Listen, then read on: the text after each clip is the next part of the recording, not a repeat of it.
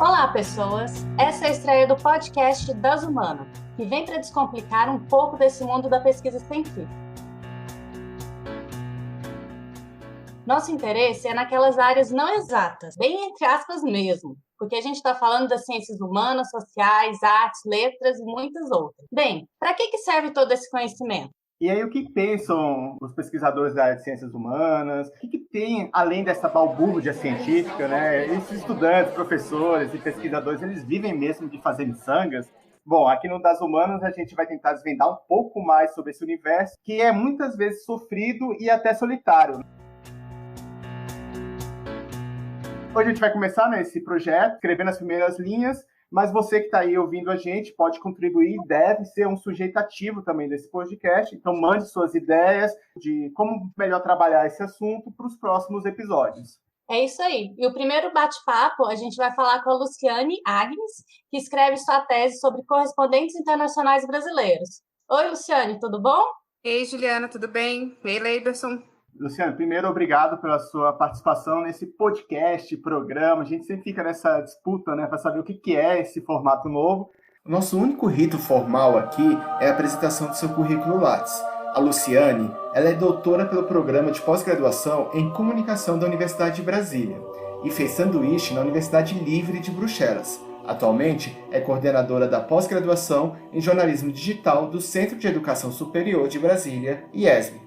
Bem, essa é a nossa convidada e a gente vai começar trazendo algumas questões existenciais. Quem eu sou, o que eu faço, qual é o meu papel no mundo.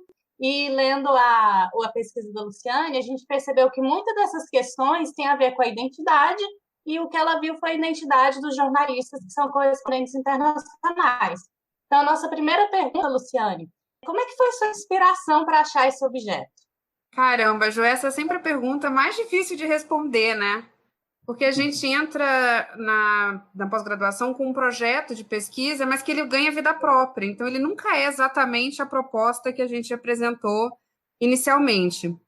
Mas eu já vinha do mestrado em que eu discuti, estava ali num conjunto de estudos que estão relacionados às mudanças estruturais no jornalismo, a partir de um processo de convergência entre meios impressos e digitais, e eu discuti muito rotinas produtivas. Não tinha nada a ver com correspondência internacional, mas discutia essas mudanças nas rotinas produtivas a partir dos processos de convergência. Eu queria continuar nessa discussão em torno das mudanças. A questão das rotinas me interessava, mas eu não queria ficar só nela. E aí eu fui indo, e eu fui chegar na questão da identidade, né? O quanto que essas mudanças, entre elas as tecnológicas, mas não só ela, estaria mudando a própria definição do que é ser jornalista, né? E aí eu precisava fazer um recorte dentro disso, e os correspondentes internacionais apareceram, porque eles são, a gente fala que é dentro da mitologia do que é ser repórter, que é a primeira identidade do jornalista, o correspondente internacional é o topo dessa carreira de repórter. Então, por isso eu cheguei neles. Mas o processo de recorte do objeto de pesquisa, ele vai indo até ele ganhar vida própria.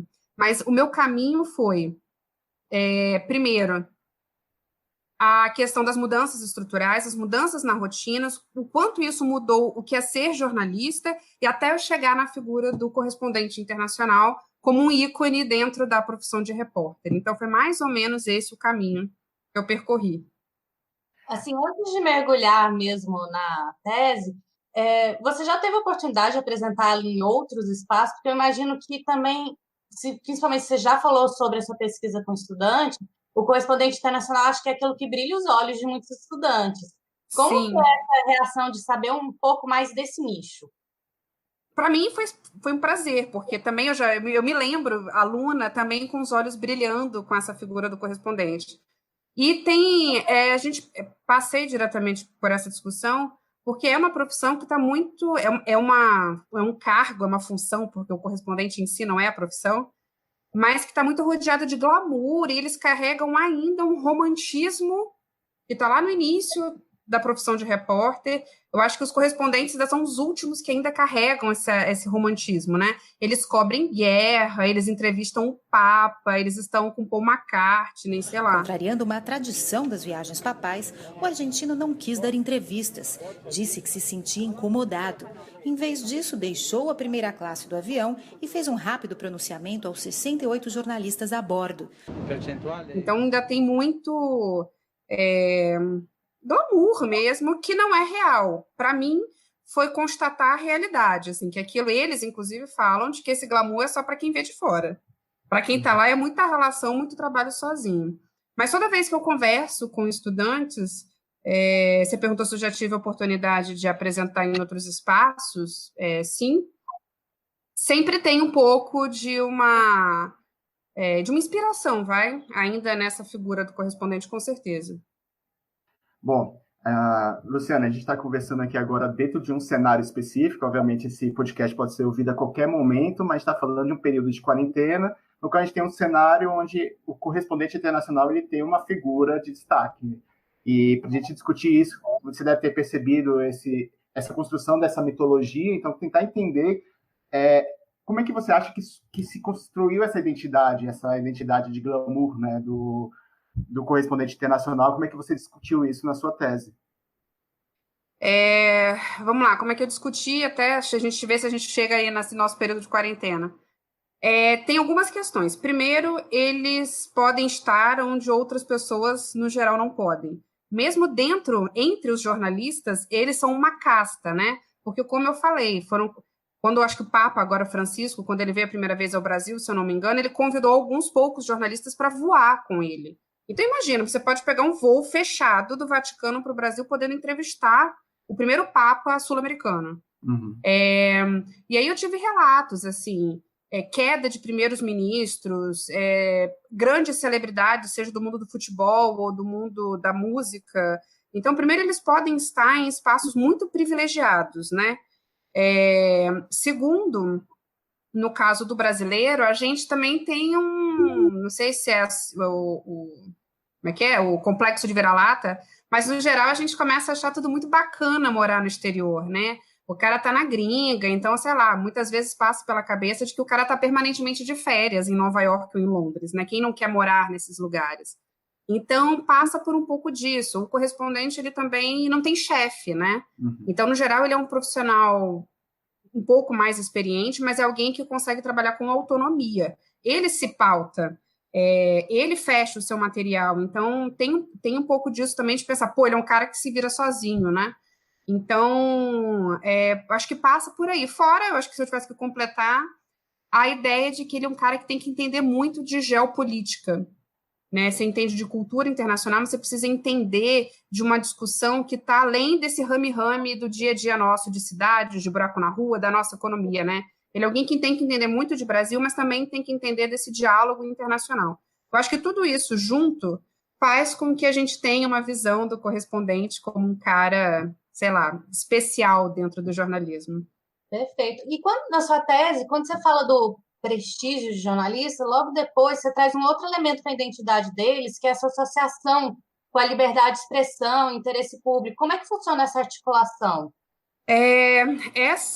Esses valores, como a liberdade de expressão ou o interesse público, está na concepção da própria definição do que é ser jornalista, né? No momento em que toda profissão que passa por um processo de legitimação, toda atividade, toda ocupação que passa por um processo de legitimação até ser reconhecida como uma profissão, precisa definir valores que sejam reconhecidos pela sociedade. Porque é a sociedade que vai chancelar se ela precisa ou não precisa daquela nova profissão.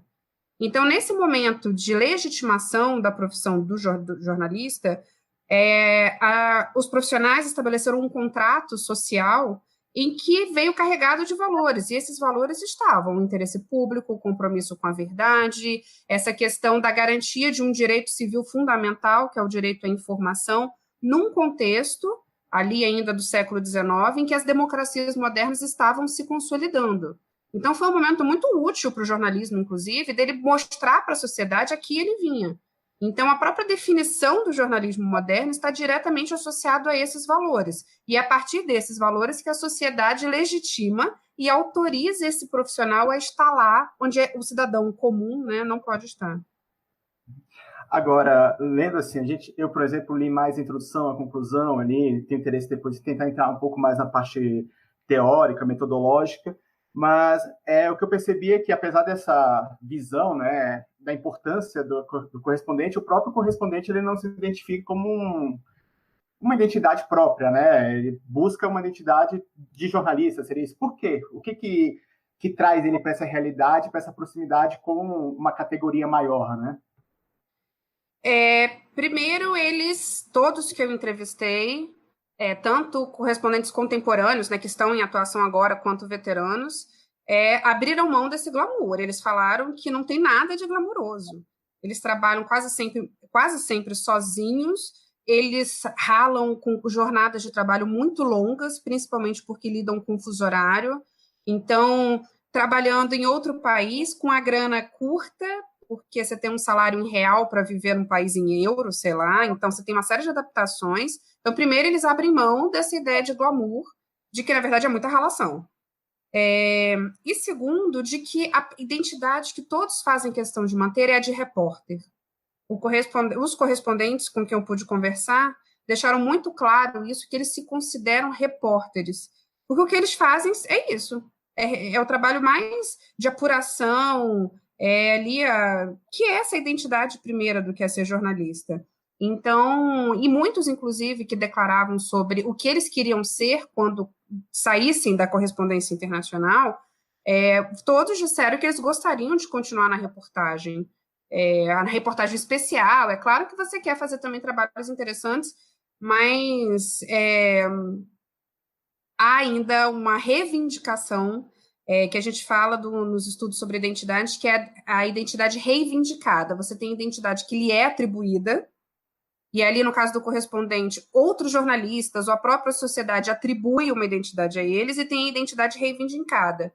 Eles reivindicam ainda essa identidade de repórter, e isso fica bem claro nas conversas, nas entrevistas. Uhum. Nessas conversas, outro tema que parece que tem surgido é deles falarem muito em jornalista profissional como em oposição ao jornalista que não seria profissional. Você pode explicar um pouco o significado disso? Eu nem tenho muita atenção nisso naquele momento ainda, mas eu percebo que nesses últimos anos isso tem sido uma estratégia da imprensa de uma maneira geral, principalmente no cenário de fake news e o que está sendo chamado de desordem informacional. Porque se definir como imprensa profissional ou como jornalista profissional é uma forma, nesse cenário digital, de se diferenciar de outros produtores de conteúdo ou de informação. Então, e aí, mais do que nunca, você se ancora nos valores que definem a profissão. Porque o que é ser imprensa profissional ou jornalista profissional? Significa você se agarrar aos valores do ethos jornalístico. E aí, dentro desses valores, estão o compromisso com a verdade. Tem ali dois caminhos dessa construção dessa identidade, que é o caminho da técnica e da ética, né? Então, esse conjunto de valores ou estão no aspecto técnico, eu sei apurar, eu sei verificar, eu sei checar, eu sei como abordar essas fontes, eu sei como fotografar, como editar. E aí, ao lado, vem também uma série de valores éticos, que meu compromisso é com a verdade, é com o interesse público, que é com as várias versões dos fatos, etc. Então, ao fazer questão de frisar que eu sou jornalista profissional ou que eu sou da imprensa profissional, é uma forma de dizer para a sociedade que eu ainda estou vinculado aos valores que definem a profissão, e isso me distingue dos demais que estão produzindo informação nesse caos informativo que a gente está vivendo. Isso tem sido recorrente. De lá para cá, é muito mais frequente a imprensa destacar que ela é imprensa profissional. Luciana, então você falou sobre essa questão do valor profissional que tem, né? A carga que tem, a carga semântica do profissional, do jornalismo, que traz a questão da técnica e da ética, e que talvez fique mais claro para quem é de dentro, né? Até porque você entrevistou correspondentes. Mas para a sociedade, aí eu já tento levar uma pergunta mais assim, se você já teve a oportunidade de investigar essa relação com a sociedade enxerga de fato no jornalista esses valores, essas condições que faz com que o profissional se identifique como tal, né? Diga, eu sou jornalista profissional, para enfatizar que ele está baseado em alguma coisa. De fato, não é o que eu abordei diretamente na tese, mas tem tudo a ver com a continuidade do que eu continuo estudando e tudo mais. Porque os estudos que tratam sobre a credibilidade levantam esse questionamento. E aí, cada vez mais, a gente tem discutido a crise de credibilidade justamente dessa imprensa profissional. A gente precisaria ir para um estudo de recepção, contemporâneo, com outro recorte, para ver se as pessoas identificam, reconhecem ainda esses valores. O que a gente tem nos chamados índices de confiança, que aqui no Brasil o Ibope faz, o Datafolha fez um recentemente, é medir a credibilidade ou a confiança que algumas instituições sociais têm diante da sociedade. O que a gente vê é que o índice de confiança da imprensa tem caído. Eu acho que a gente só não perde para os governos, né, para políticos. Mas, enfim, entre polícia, bombeiro, empresariado, outras instituições públicas e igreja são mais bem avaliados do que a imprensa. Então, é indício de que há uma crise nessa relação de confiança. Mas semana passada, por exemplo, o Datafolha, aí já pegando o gancho do que a gente está vivendo agora, o Datafolha fez uma pesquisa dessa sobre credibilidade da imprensa. E aí, no assunto coronavírus, as pessoas declaram majoritariamente confiar nas informações da TV e dos jornais impressos, mais até do que dos sites de notícia. Porque quando vai para o universo da internet, aí já começa, como é que eu distingo a imprensa profissional ou não? Na internet é mais difícil. Então, e aí, quando você vai para o índice de confiança sobre o assunto coronavírus, para o Facebook e para o WhatsApp, por exemplo, esse índice de confiança é muito abaixo dessas redes sociais em relação à imprensa. Isso mostra que, mesmo diante de um cenário de crise de credibilidade, numa questão importante como é a saúde pública, em que a prestação de serviço é algo que fica muito evidente, o público ainda reconhece na imprensa uma dose de confiança. Então, é porque ainda estão acreditando nessas técnicas e nessa ética dos jornalistas. Ainda que a gente viva um cenário de guerras de narrativas, né? Porque dentro de uma evolução aí da comunicação digital e do marketing digital, principalmente dentro do cenário político, o que a gente tem visto é essa guerra de narrativas, né? Eu falo que a verdade está comigo, ele fala que a verdade está com ele, e com quem está a verdade. A gente vai falar agora sobre essa epidemia que pode ser global, que está deixando todo mundo aí preocupado, não só aqui no Brasil, derrubando bolsas no mundo inteiro, que é o coronavírus, o risco de contaminação que acabou ontem sendo elevado pela Organização Mundial da Saúde. A vida das pessoas está sendo colocada em risco, em que você tem um cenário internacional, quer dizer, é muito difícil você estar disputando uma narrativa com o mundo inteiro, e não só com seu adversário nessa eleição, se torna difícil, mas ainda existe os que estão tentando, não confiem na imprensa, a TV está colocando pânico nas pessoas, então você fica ali naquela briga. Mas dentro de quem está medindo esse índice de confiança, ainda você vê uma confiança do público em relação à imprensa. Agora, se as pessoas não percebem esses valores internos, significa que a gente vacilou na hora de comunicar esses valores para a sociedade, ou a gente está vacilando nas últimas décadas. E aí, um dos caminhos de quem estuda o futuro de jornalismo tem sido defender cada vez mais a transparência. Né? Durante bastante tempo, o jornalismo foi muito autorreferente. Então, a gente nunca abriu as nossas técnicas para a sociedade. A gente disse, deixa comigo que eu sei o que é notícia, eu sei apurar e eu entrego que eu estou dizendo que é verdade, então confie em mim. Mas a gente nunca chamou o público para abrir a cozinha, igual no restaurante, e mostrar, olha, deixa eu te mostrar como é que os pratos são feitos. E agora o que a gente está vivendo é isso, é necessidade crescente de transparência. Então, transparência de processos, transparência de financiamento, deixar claro para o público quem é que paga a minha conta, e envolver o público cada vez mais, porque também quando a gente vê em pesquisas recentes que a maior parte dos brasileiros não sabe diferenciar uma fake news de uma notícia feita pela tal imprensa profissional, significa que a gente vacilou na comunicação. Eles não estão entendendo o que é que a gente faz. E aí eu acho que um caminho é abrir as portas. A gente tem que abrir a cozinha e tem que chamar o público para ajudar a pensar esse produto jornalístico com a gente. Eu achei muito interessante o que você falou da disputa de narrativas, de como que essa fake news está se instalando e quais são as possibilidades para o jornalismo daqui para frente. E eu prometo voltar para sua tese, mas é que me muito, tem estratégias que estão sendo tomadas por algumas pessoas nessa disputa que, de alguma forma, tem impacto forte na credibilidade. Aí eu penso muito no nosso presidente, o teste, por exemplo, do corona que ele fez. Primeiro, o filho do presidente vaza essa informação de que o teste tinha dado positivo para a Fox, aí vai o presidente numa live, completamente algo que é para aparecer espontâneo, que ele faz de propósito para parecer espontâneo, dá banana para o jornalista e diz que o teste deu negativo. No início da tarde, o perfil oficial de Jair Bolsonaro na internet trouxe uma foto do presidente dando uma banana e explicando que o teste tinha dado negativo para o Covid-19. Mais cedo, veículos de imprensa, sobretudo a Fox News americana e o The Guardian da Inglaterra, chegaram a divulgar que Bolsonaro estava com o vírus.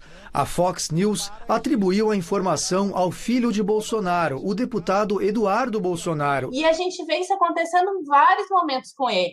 Quando ele fala que vai tomar uma ação, aí ele tem uma reação super negativa, ele volta atrás, e aí nessa conversa do vai não vai, você nunca sabe o que está efetivamente em vigor, o que está valendo, e aí os bots deles e também, vamos dizer, os eleitores mais fervorosos ficam defendendo que, na verdade, é a imprensa que está distribuindo falsas informações, e não é, você tem toda uma estratégia para parecer isso. Então, eu ia pedir para você analisar um pouco a partir desse ponto também, desse impacto que a imprensa está sofrendo. Na verdade, quem está corroborando com fake news acusa a imprensa de fazer fake news, é aquele duplo pensar, né? Se a gente for lembrar 1984. Sim, faz parte totalmente dessa guerra de narrativas. Agora, não é nem exatamente original, porque isso tem sido utilizado por outros governos, como o caso do Donald Trump também. Um movimento de pesquisadores lá fora, principalmente partindo da Comissão Europeia, tem sido, de 2018 para cá, de abandonar a expressão fake news, justamente porque ela foi tão vulgarizada no seu uso e ela não é esclarecedora, não deixa claro, porque você coloca num balaio de fake news muita coisa, de memes a áudios, a sites aparentemente noticiosos, até a imprensa profissional. Porque quem colocou essa expressão em evidência foi o Donald Trump, né? E foi acusando a imprensa profissional de produzir fake news. Mas se a gente entende o conceito de fake news, a imprensa profissional não produz fake news. Eu posso discordar da matéria que a Folha de São Paulo ou a Globo fazem. Eu posso discordar do enquadramento dado numa determinada cobertura. Mas aquilo não é fake news dentro do que se define como fake news. Então, um dos caminhos defendido por alguns pesquisadores é não usar a expressão fake news, e eles estão trocando por outras expressões, como, por exemplo, desordem informacional, porque é um cenário muito mais complexo, onde fake news ou notícias falsas faz parte, mas ela não é o único. Inclusive, tem também pesquisadores, incluindo pesquisadores americanos, que falam que o fenômeno é muito mais um fenômeno da área da propaganda e da manipulação do que do jornalismo. Só que cada vez quando eu uso a expressão news, no que se refere à notícia, parece que eu estou associando ao jornalismo, e não é um movimento do jornalismo. Então, você tem um mau uso, uma vulgarização do uso, que faz com que justamente intensifique essa guerra de narrativas. E aí é isso, né? Então, essa semana saiu uma notícia desencontrada sobre a primeira morte por coronavírus aqui no DF. Porque saiu do hospital como suspeito de coronavírus, mas, enfim, porque ele tinha suspeita, ele tinha sintomas, mas depois, quando fez a contraprova, depois de morto, viu que não era coronavírus, mas, enfim, foi contabilizado ou não foi contabilizado? A imprensa deu, porque a notícia saiu oficialmente como coronavírus. No seguinte, eu vi em alguns telejornais, mas eu vi no caso do Jornal Nacional, por exemplo, o Jornal Nacional corrigindo a informação. Olha, diferente do que informado ontem, não foi por coronavírus. Tinham pessoas próximas que já falaram, a Globo sendo Globo. Como assim a Globo sendo Globo? Entendeu? Mas se você colocou tudo no balaio, e a guerra de narrativa estimula isso, porque você vem tanto marretando de que a Globo faz fake news, porque a Globo quer manipular, que até mesmo quando o erro não é dela, eu já coloquei tudo dentro desse cenário. Então, o uso do fake news, muitas vezes, é para notícia que eu não gosto, não é porque ela é mentirosa. Mas se aquilo, principalmente o uso político, aquilo que eu discordo, se me ataca, eu nego, então eu chamo de fake news. E essa estratégia como o caso aí do teste do presidente, faz parte, claramente. Você solta a informação, depois você volta a informação, e aí alguns pesquisadores, isso já desde o período da eleição, trabalham com a ideia de uma auto-verdade, que é o que é verdade, o que ele diz naquele momento que é uma ideia de você se apossar da verdade. E é isso, não importa se é lei, se não é, se é ciência ou se não é a ciência. Ele disse que é, ou ele disse que não é, e está dito. A auto-verdade é perigosíssima, né? Porque quem dera, quem é dono da verdade, né? Mas, enfim, não sei se eu respondi, Ju. Não, super respondeu. E isso que você falou de fake news é o que eu não concordo e não o que é falso, eu vejo o tempo inteiro quando estou vendo comentário de troll pela internet. A pessoa sabe que aquela informação é verdadeira, mas ela diz que é fake news porque não. Segundo meus princípios, não é assim. É verdade. Quer dizer, às vezes não. Luciane, para trazer um pouco mais para a sua tese, e que assim, é importante a gente perceber como que a sua pesquisa vai ter outras ramificações e outras reflexões, que inclusive tem a ver com o momento que a gente está pensando, mas se a gente está falando de crise, eu queria falar daquelas que você aponta na pesquisa, que é tanto uma crise da precarização da rotina do trabalho, dos jornalistas e, por consequência, dos correspondentes internacionais, e a outra crise que você fala tem alguma relação com as transformações tecnológicas. Vamos lá. A palavra crise é um negócio muito louco, né? Porque crise, na verdade, significa o estado crítico, né? No caso de uma doença, o estado crítico que é aquele, ou morre ou você cura, né? Então, uma crise alérgica, eu tenho que ter uma intervenção, porque ou aquilo vai se agravar, virar uma sinusite, ou morrer asfixiado, ou eu curo, né? Então, a gente falar que a gente está em crise no jornalismo significa que a gente já sucumbiu, né? Porque a gente está em crise há muito tempo, a gente já necrosou. Então, não sei se é bem crise a palavra, mas, enfim, no auge dos meus estudos era o que mais falava da crise do jornalismo, mas essas transformações, que eu prefiro falar assim, são reais, impactam o jornalismo em todas as suas atividades, mas o correspondente vai ter um impacto maior. Vamos lá. Primeiro, a precarização do trabalho. Envolve muitos elementos, mas o mesmo profissional, que também tem a ver com a tecnologia, né? Essas duas coisas se encontram. O mesmo profissional produzindo vários tipos de conteúdo em várias plataformas com o mesmo salário, ou até mesmo com condições precárias de contrato, como PJ, enfim, né? Outras formas de contratação. No caso do correspondente, por que isso é mais grave? Porque, no geral, ele é um profissional mais caro. E o correspondente, quando ele sai do Brasil, ele não mais responde às leis trabalhistas daqui. Então, a maior parte, se não todos os correspondentes com quem eu falei, ou enfim, ainda que eu não tenha citado nominalmente, no geral, eles rompem um contrato de trabalho que funcionava no Brasil e eles vão para fora com um contrato precário, assim, com uma remuneração ainda que adaptada à moeda local, mas não é a mesma coisa com os direitos trabalhistas do que se você teria aqui, por exemplo. Lá eles não têm uma redação, poucos têm, né? No geral, eles trabalham em casa, enfim, naquelas condições, eles fazem tudo, no geral, e agora eles ainda têm que escrever para o jornal, para o blog do site, e entrar ao vivo numa rádio online ou na TV online, e por aí vai. Então, tudo isso impacta a vida do correspondente. Menos grana para viajar, porque às vezes o correspondente ele cobre a Europa inteira, mas aí ele está sem grana, então por isso que você vê o cara de Londres cobrindo uma notícia na Grécia, ou até na África, né? Esse é um aspecto. O aspecto mais específico relacionado à tecnologia é muito mais... Olha agora, a gente está conversando 3 pessoas em 3 lugares diferentes, né? A Ju está até em outro estado. Então, para que é que eu preciso manter um cara em Londres, em Libra, se de repente eu posso ter acesso a uma variedade de conteúdos assim, pelas tecnologias digitais? Então, você tem muitas formas novas de cobrir um noticiário internacional e algumas podem substituir o correspondente internacional, que é mais caro. Então, as tecnologias também impactaram os correspondentes, não só nas formas deles produzirem as notícias deles, mas também em substituição ao trabalho do correspondente. Um trabalho de campo que você teve foi trabalhar com 2 grupos de jornalistas correspondentes entre anos, né? E tentar entender o que levou ele a ser correspondente, quais eram as condições daquele momento e o que isso impactava. E aí, você falando sobre essa questão, faz sentido manter lá? A minha pergunta é essa, assim, porque cada vez mais você tem acesso de diferentes formas, e o correspondente, ele era o declaratório com testemunho ocular. Hoje, isso se desconfigurou cada vez mais, né?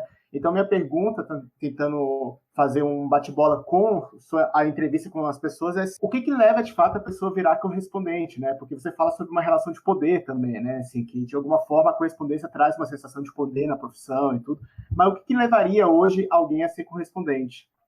Vamos lá, tem uma questão que é a motivação do profissional e tem a motivação do veículo, né? Por que o veículo ainda quer manter um correspondente internacional? Que entra na defesa da identidade, porque sinalizar que tem um conjunto de transformações, todos sinalizam, e aí como é que você defende ainda a permanência desse sujeito? Para o profissional, no geral, é a experiência de viver em outro país. Então, inclusive, muitos dos correspondentes brasileiros, eles saem por conta própria.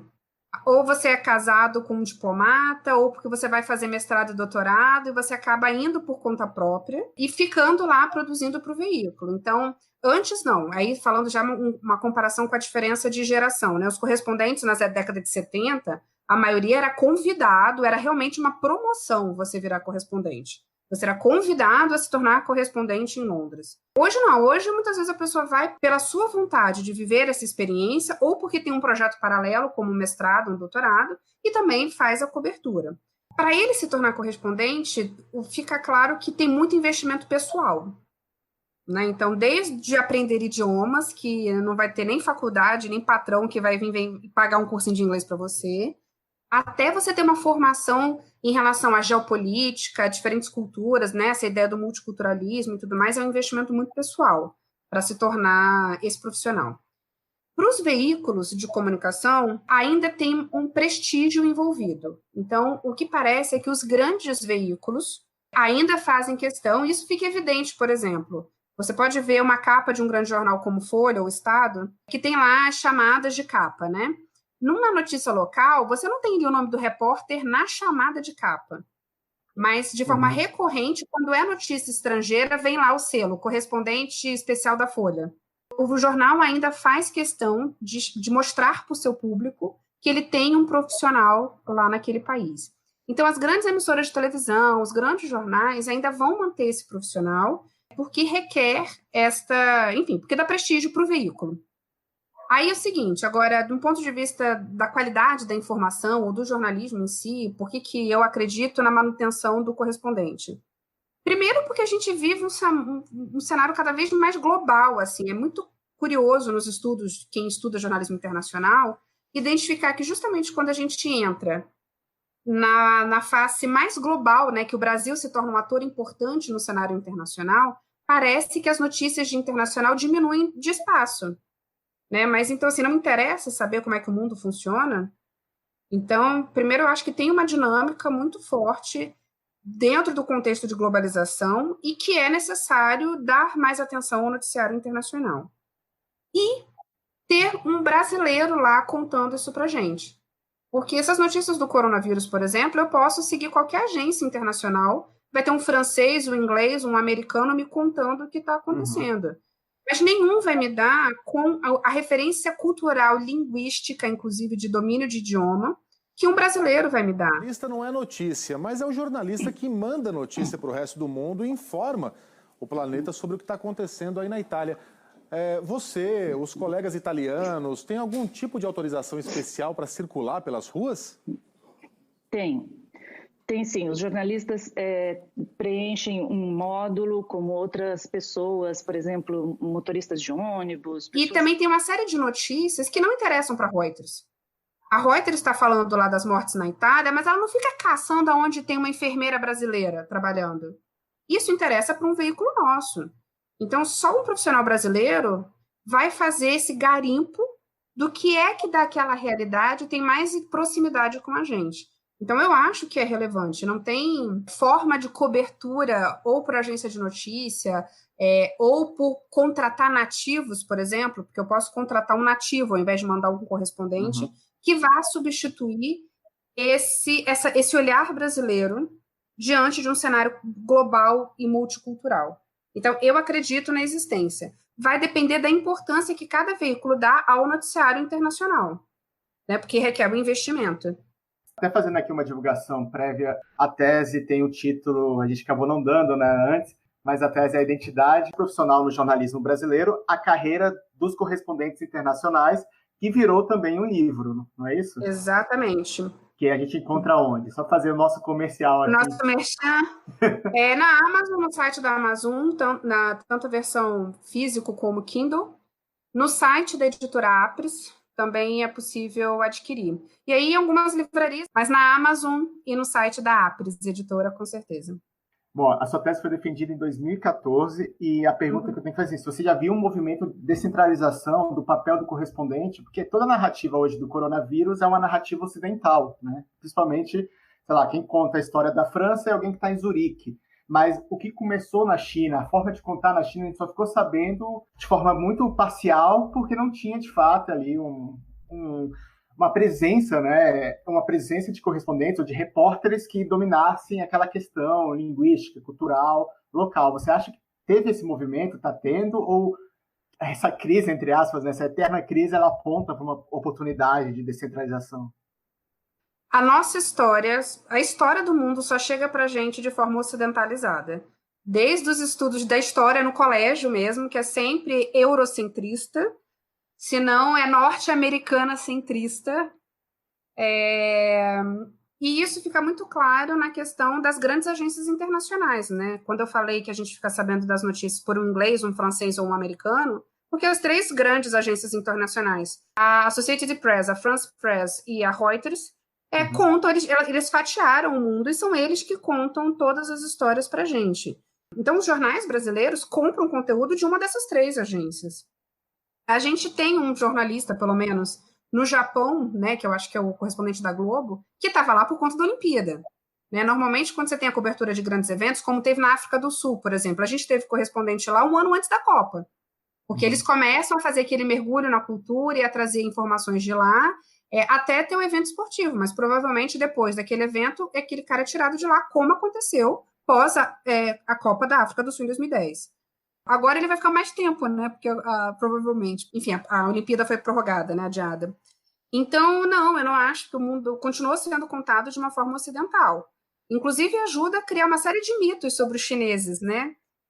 As teorias da conspiração são muito alimentadas por isso também, porque a gente não tem, na verdade, a chance de ouvir um chinês contando a história deles.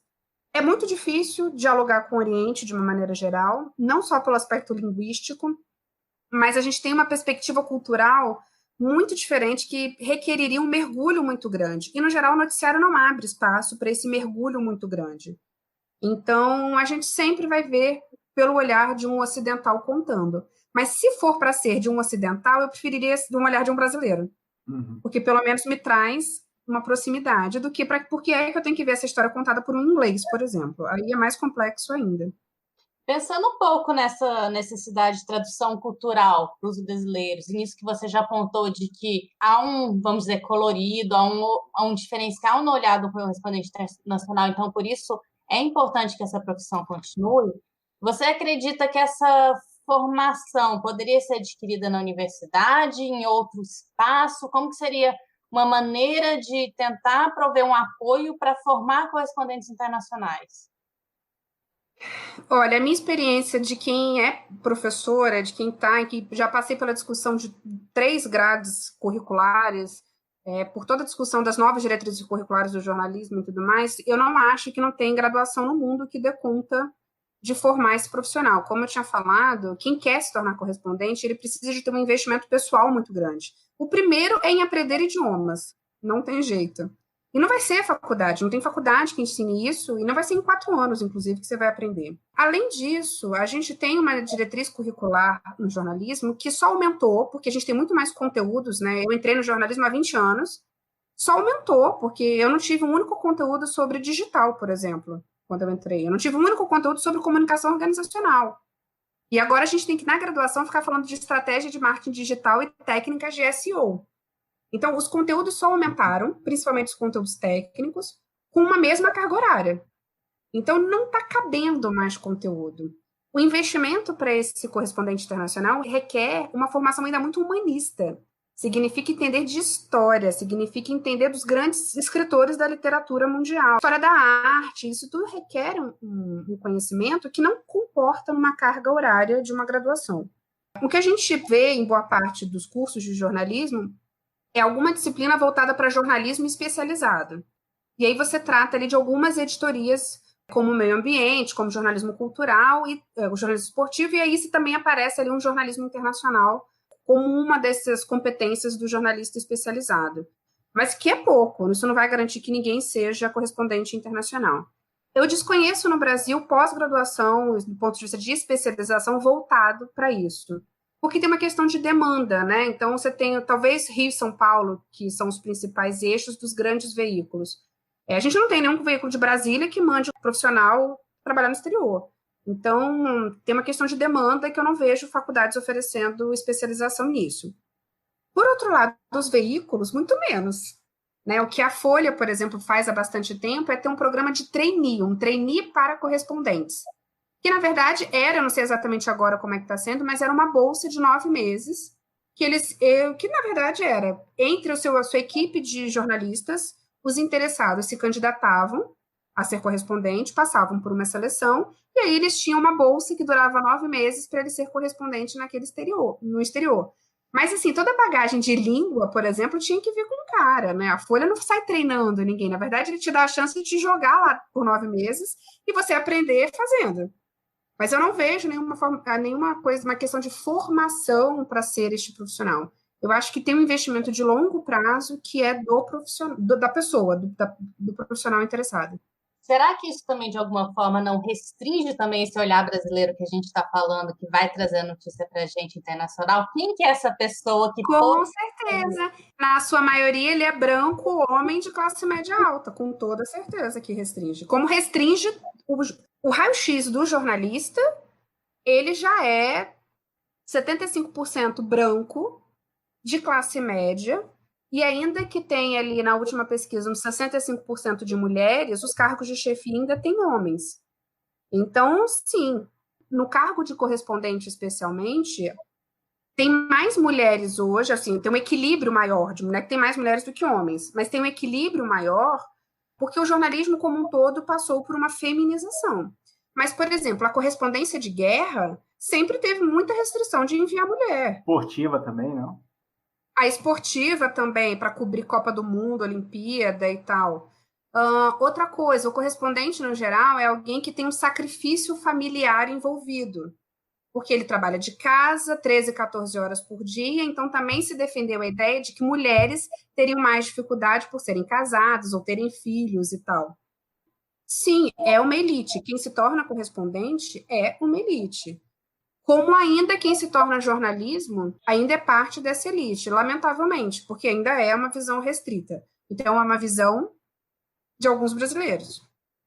Bom, a gente está bem na reta aqui final, né, da entrevista, e então a gente queria ir, eu acho que para o final mesmo, para falar sobre as perspectivas da sua pesquisa, né? O que está projetando depois de 6 anos, com essa pesquisa publicada, com esse livro publicado, a sua sensação de retorno para a sociedade, ou o que ainda fica ali para ser feito. Eu acho que a gente sempre tem, né? Toda pesquisa começa com metas, assim, de salvar a humanidade, e aí a gente vai, no final, assim, querendo dar uma pequena contribuição para a área. Eu acho que a contribuição que eu quis dar, e fiquei feliz com o resultado final, foi de ampliar essa discussão sobre a identidade profissional do jornalista brasileiro, inclusive fazendo um percurso histórico de legitimação dessa identidade no Brasil, contribuir com estudos sobre esse jornalismo internacional, essa figura do correspondente, que a gente tem pouca literatura, isso é uma questão que eu aponto naquele momento, porque a maior parte da literatura sobre jornalismo internacional no Brasil vinha de relatos memorialistas. Então, o cara que tinha sido correspondente, ele começa a publicar coletânea de reportagens, mas muito nas suas experiências de reportagem, mas poucos trabalhos de fato de pesquisa na área. Então, e eu tenho feedback, porque de vez em quando, com uma certa regularidade, alguém que está fazendo um TCC, um mestrado em algum lugar do Brasil, me manda e-mail pedindo se eu tenho algum contato, se eu tenho material, pedindo, enfim, outra indicação, porque a gente tem pouca literatura na área. Então, eu vejo que meu trabalho às vezes aparece como referência e isso é super, super gratificante. Agora, na continuação, né, o que eu tenho trabalhado mais recentemente, por isso que de alguma maneira eu acabei puxando para isso, tem a ver com a discussão dessa questão da credibilidade, tem a ver com essas mudanças na técnica e na ética que o jornalismo tem sofrido, e aí trazendo para uma discussão do cenário da desordem informacional, para eu não usar o termo fake news, que tem a ver, porque às vezes a gente fica a ideia do como é que as pesquisas se dialogam, né? Por que minha pesquisa tem alguma relação a ver com fake news? Porque, na verdade, para o meu questionamento hoje, de que maneira que o jornalismo está contribuindo nesse cenário de desordem informacional? E aí aparecem os tais projetos de fact-checking, né? Que são jornalistas fazendo checagem num trabalho de enxugar gelo para ficar desmentindo fake news ou discursos equivocados, né?